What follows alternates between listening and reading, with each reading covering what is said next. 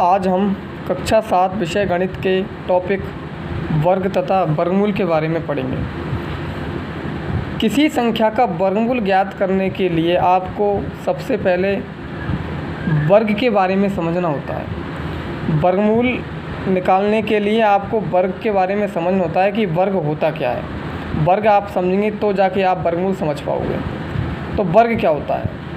तो किसी संख्या का वर्ग ज्ञात करने के लिए उस संख्या को उसी संख्या से गुणा किया जाता है। ध्यान रखना, किसी संख्या का आपको जब वर्ग निकालना है तो उस संख्या को उसी संख्या से गुणा किया जाता है।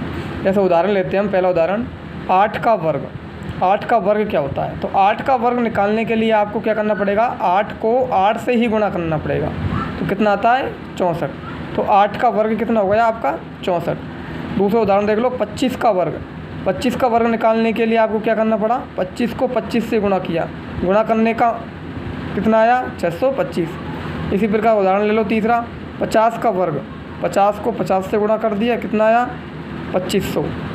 इसी प्रकार 12 का वर्ग। देखो 12 का वर्ग, 12 को 12 से गुणा कर दिया, कितना आया? 144। 12 को 12 से गुणा करने का मतलब इसको 12 की घात 2 भी हम लिख सकते हैं। अच्छी तरह समझ में आ गया? किसी संख्या का वर्ग ज्ञात करने के लिए उस संख्या को उसी संख्या से गुणा किया जाता है।